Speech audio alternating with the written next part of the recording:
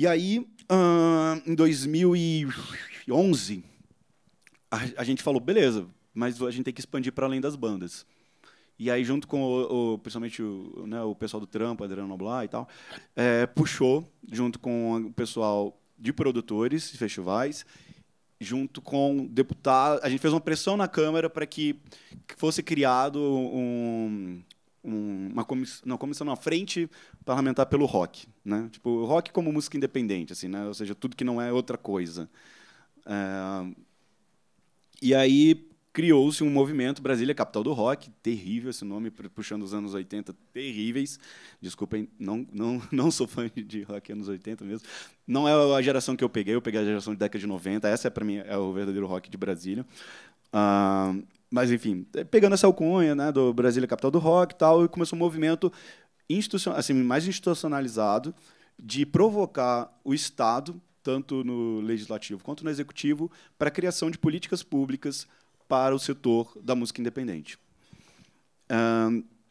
E aí a gente fez um grande seminário de lançamento do movimento, que contou com mais de 1.700 participantes, o governador, na época, foi, o secretário de Cultura e tal. Eles ficaram chocados, né? Como é que... Porque no ano anterior a gente ocupou dos 12 delegados de música da Conferência de Cultura, a gente ocupou 11 cadeiras.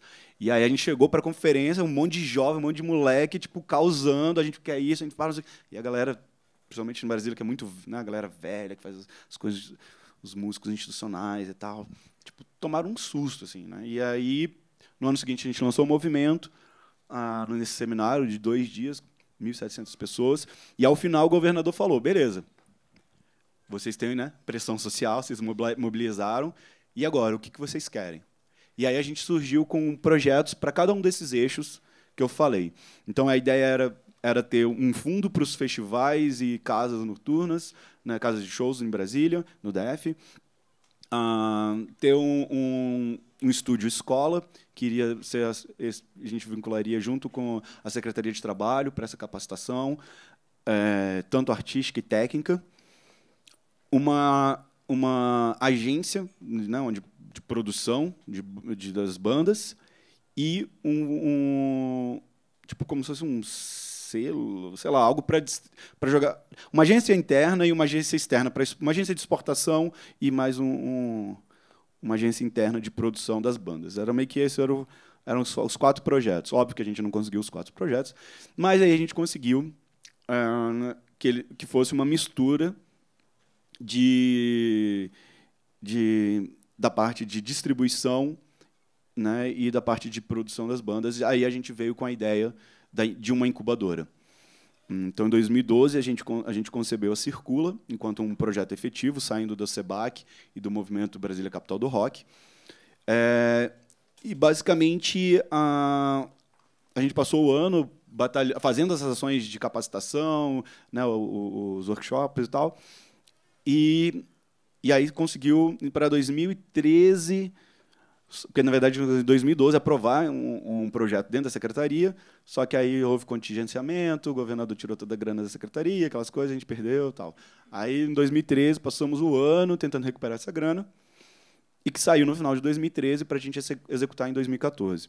Então, a Circula, diferente dos outros projetos, ela nasceu muito grande, nasceu super pretensiosa, nasceu de uma demanda assim do secretário que falou, beleza, a gente vai dar essa grana para vocês, então a gente quer tipo resultados. Então tiveram uns números gigantes de metas de projeto, e aí foi feito por uma associação, né, que na verdade é quem geriu essa verba, e eu fui contratado para montar o programa executivo desse projeto. E, bem, a gente, basicamente, era o quê? Que essa foi uma grande dúvida que a gente falou. O pessoal deu o dinheiro, aí falou a todo mundo, vamos gravar tantos discos, vamos fazer tantos shows, coisas bem pontuais.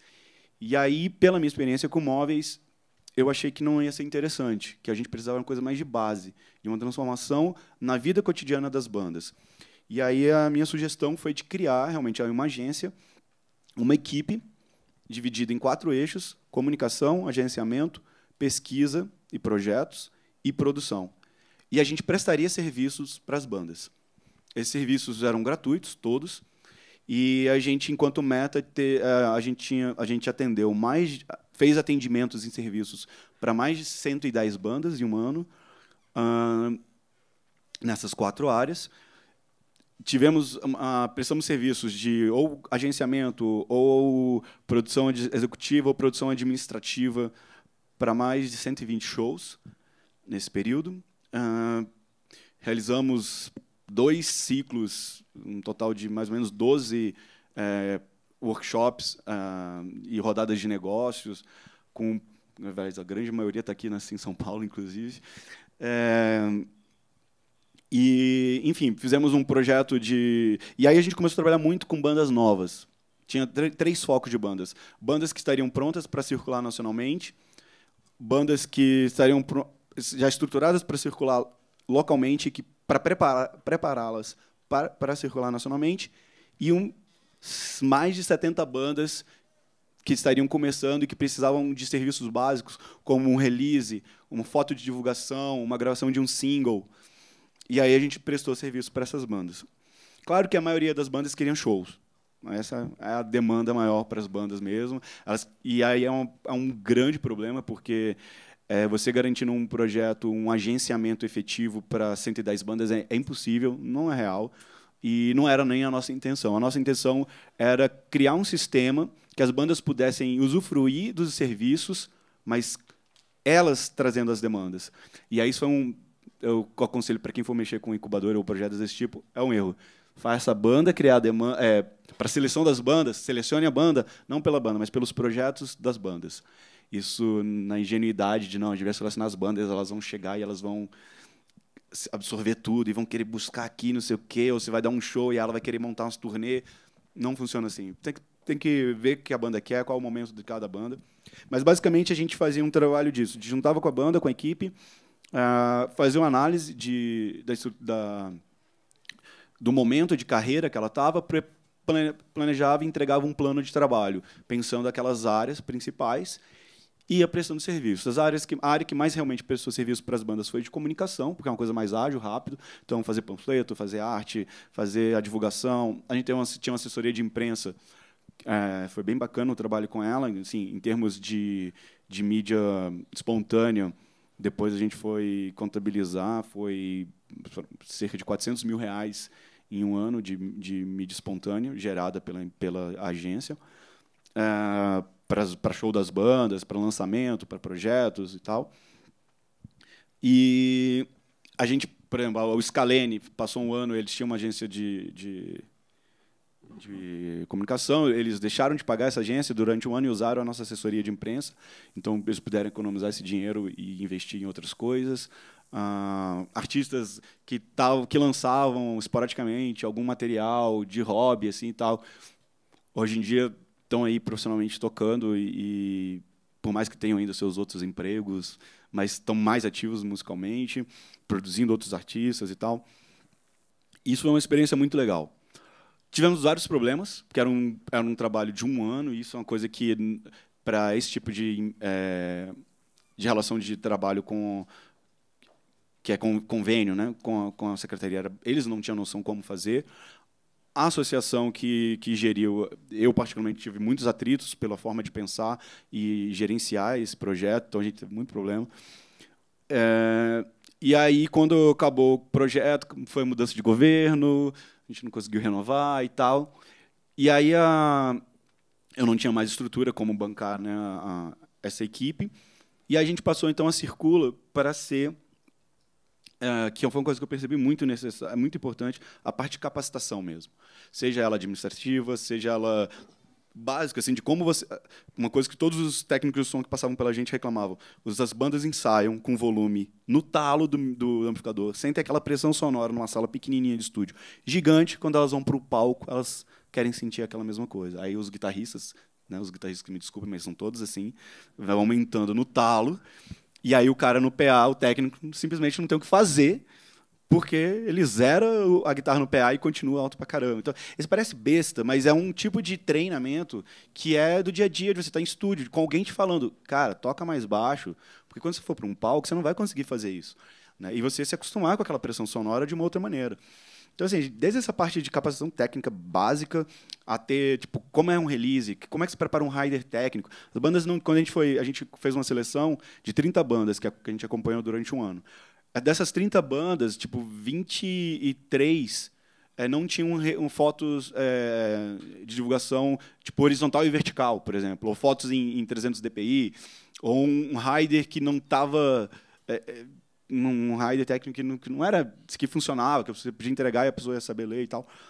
E a gente foi fazendo esse tipo de serviços básicos mesmo. E eu senti que era um momento de voltar para trás, para atuar mais com esse tipo de banda e, principalmente, atuar com profissionais que estavam interessados a trabalhar na cadeia produtiva como um todo. Porque isso foi muito interessante. O workshop que a gente deu, que deu mais gente, não foi quando a gente levou todos os festivais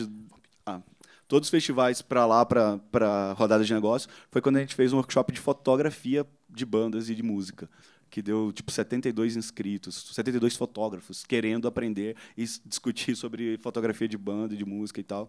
E aí a gente pegou, quando a gente viu, falou, caramba, aí pegou esses fotógrafos e fez um outro projeto que era tirar fotos para as bandas. Então a gente fazia a produção para tirar as bandas. Enfim, e aí a gente começou a trabalhar mais nessa parte de formação.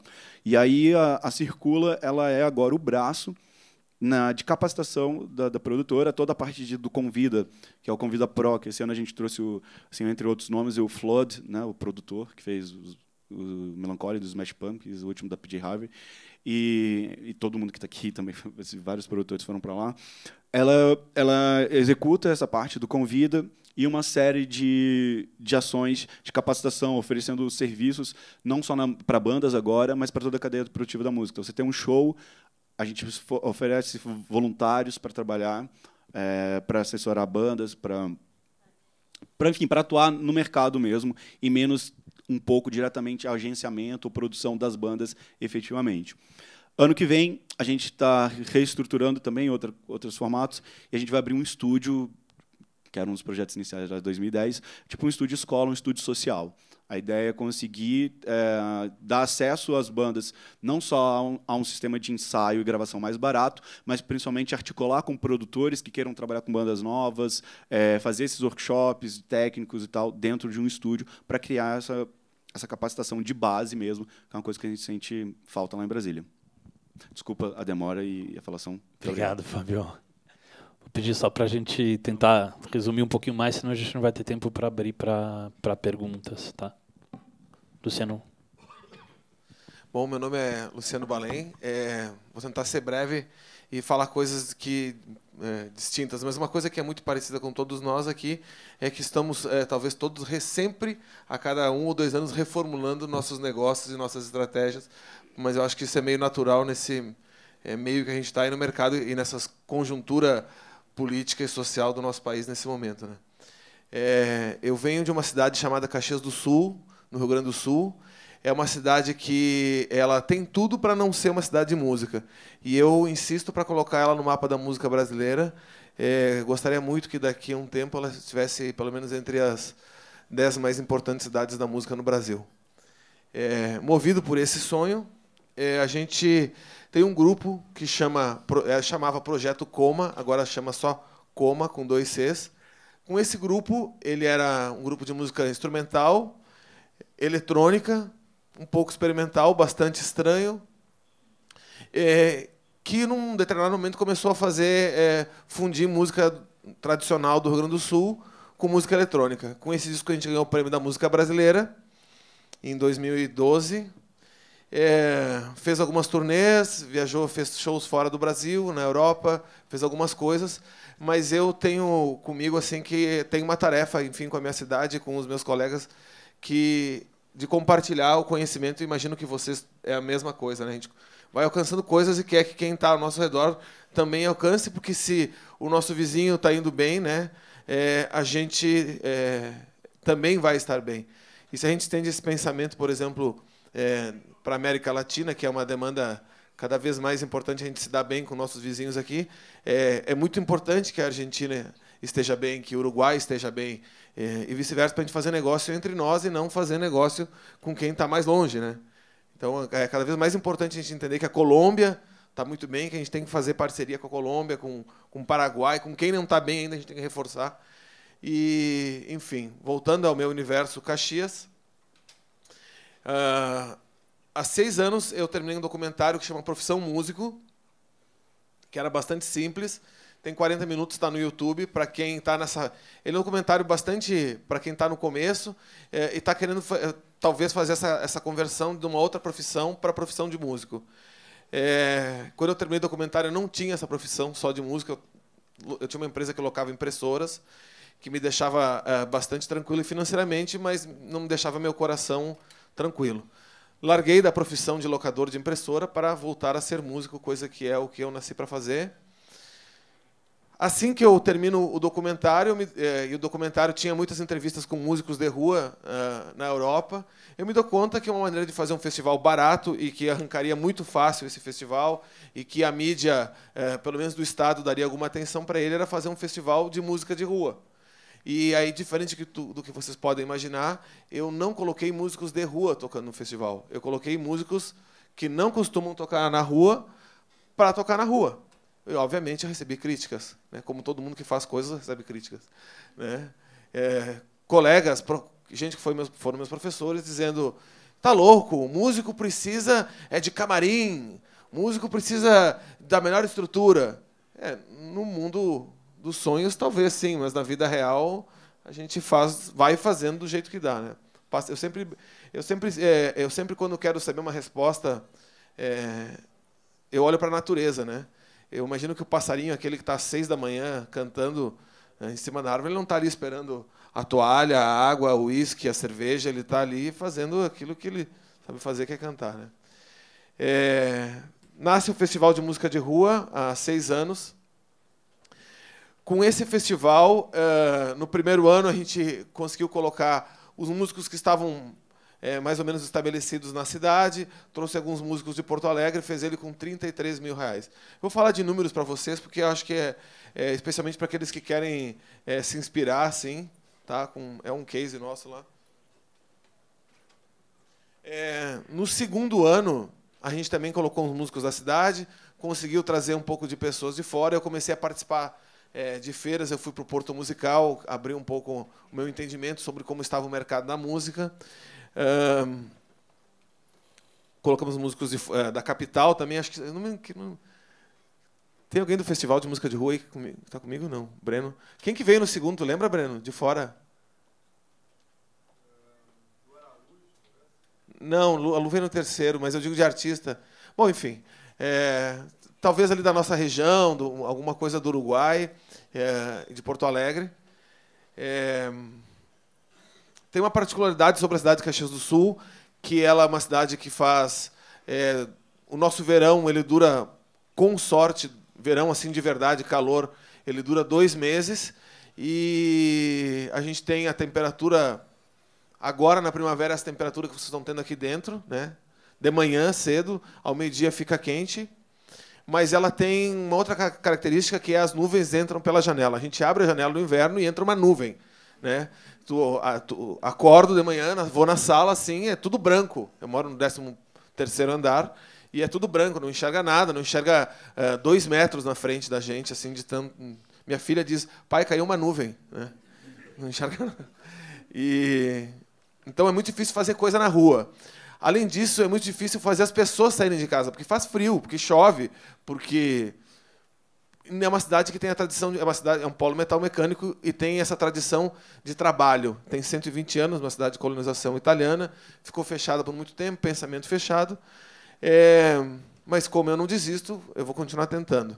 No terceiro ano, a gente então sai do primeiro ano de 33 mil, no segundo ano vai para um orçamento de 50 mil.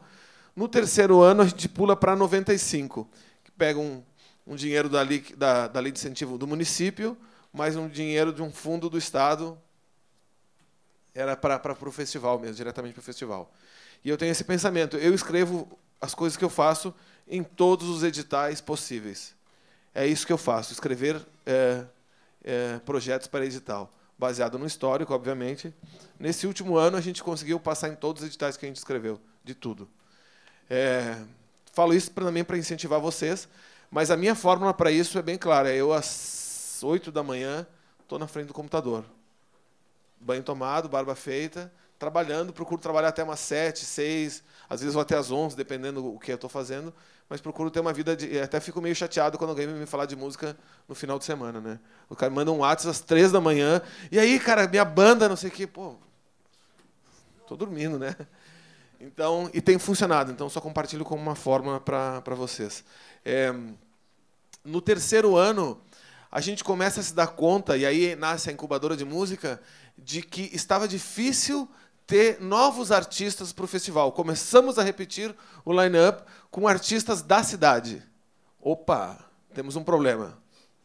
Aí, conversando com os nossos colegas, a gente... detalhe, eu montei o festival de música de rua para um dia tocar nele, e até hoje não toquei, tá? Que é bastante normal, né? Quando se faz um festival. Tenta-se fazer um festival grande. Daí nasce o projeto que chama Incubadora da Música da Serra Gaúcha. Nesse projeto, toda vez que vai passar algum artista, algum produtor, ou durante o festival mesmo, que eu convido pessoas de fora para assistir o festival, as pessoas vão lá e fazem uma fala, apresentam cases. Então, a gente recebeu lá a Lu Araújo, que faz o Mimo Festival, que é um dos maiores festivais e dos mais importantes no Brasil em orçamento e importância de diversidade musical e conexão com o resto do mundo. A Dani Ribas, que está aqui, foi lá falar sobre formação de público, que era uma demanda urgente nossa. E a gente começa a falar por esses nossos colegas, no primeiro ano, exatamente sobre o negócio da música. E eu queria chamar a atenção para vocês para um detalhe aqui. Dentro da Sim São Paulo, vocês assistiram a algum workshop, algum debate, alguma palestra que não fosse sobre o negócio da música? Esqueçam os showcases. É só sobre o negócio da música, né? Não tem aqui formação, aprender escala. Então, é muito importante que a gente se perceba e se dê conta que sim, existe o negócio da música. E é disso que estamos falando. Mas, aí nós começamos a preparar os grupos da nossa cidade. 1 ano e meio depois, a gente, isso já no 4º ano do festival, a gente olha para trás e diz: temos um outro problema grave. Os grupos entenderam que precisam ter uma boa foto, os grupos entenderam que precisam escrever seus projetos, os grupos entenderam a questão do negócio, mas eles não conseguem entender uma outra questão que foi muito importante, que é o tal do pertencimento. Quando eu falo para vocês, olha, eu tenho uma banda, não a minha, mas eu tenho comigo aqui grupos que são do Rio Grande do Sul. O que vocês esperam? Que pareça do Rio Grande do Sul, né? Não pode ser um grupo de forró do Rio Grande do Sul. Um grupo de maracatu da Serra Gaúcha, né? Não dá.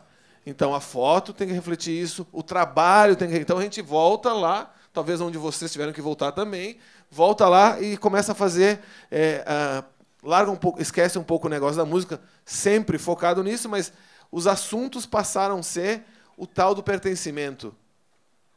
E eu preciso lembrar vocês que o Rio Grande do Sul tem essa característica de ser o estado mais ao sul do Brasil, o estado que tem essa característica de se achar quase que não se considerar brasileiro, né? Isso não é, veja que não é uma ofensa, não é um pensamento meu. Mas a gente faz um esforço para se sentir brasileiro, né? Pelo idioma, pela língua, pela cultura, pelo clima, pelo que a gente come, porque é bastante diferente. E toda vez que se fala em Brasil, nunca vai aparecer um gaúcho, né? Durante as Olimpíadas, no Rio Grande do Sul, teve muita gente que ficou chateado. Nossa, na cerimônia das Olimpíadas não apareceu nenhum gaúcho. Cara, a Olimpíada era no Rio de Janeiro. Queria que o cara com um espeto desfilando? Não, apareceu coisa do Rio de Janeiro. O cara tomando chimarrão, o Borguetinho tocando, o Yamandu. Claro que não, né? Então, o Rio Grande do Sul também tem, dentro desse contexto, o Rio Grande do Sul tem essa dificuldade, e muitas pessoas como eu têm essa resistência ao gauchismo, que é a música tradicional do Rio Grande do Sul, música tradicionalista do Rio Grande do Sul. Tem uma outra questão também, que é o rock gaúcho, que quem não faz isso também se sente periférico e distanciado disso aí, que também é o meu caso. Dentro desses workshops de pertencimento, então a gente conseguiu fazer com que alguns grupos se dessem conta de que precisavam ter uma identidade, sendo todos eles de Caxias, que precisavam ter uma identidade um pouco gaúcha, com elementos de gaúcho, alguma coisa de industrial que refletisse a cidade, e daí, da nossa cidade, então, resumindo o que aconteceu com a nossa cena, a gente tem o Iangos, que deve estar tocando daqui 1 hora ou nesse momento, que é de música instrumental, com muito jazz, flertando com música gaúcha. A roupa, o figurino dele já reflete isso, a música, o acordeão, está ali, tá todos os elementos, mas está bem futurista, não tem nada arraigado nas tradições. Cusco Baio, que essa semana está numa turnê pela Argentina com 6 shows. O Coma, que é o meu grupo, lançou disco pela Natura, Prêmio da Música Brasileira, circulou num monte de festivais aí já.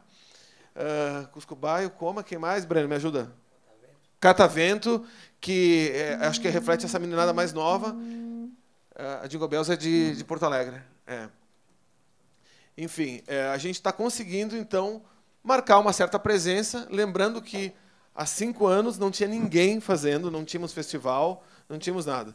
Uma outra característica nossa é que a cidade tem um festival de blues bastante grande, mas é um festival de cover, porque as pessoas que vão lá praticamente não tocam suas músicas, tocam sempre os blues standard, né? Então, ele não fomenta muito e ele está mais ligado ao entretenimento, consumo de álcool, do que realmente a provocar e deixar uma cidade melhor. Ele é mais caro, o festival de música de rua, obviamente, de rua é todo de graça, ninguém paga nada, né?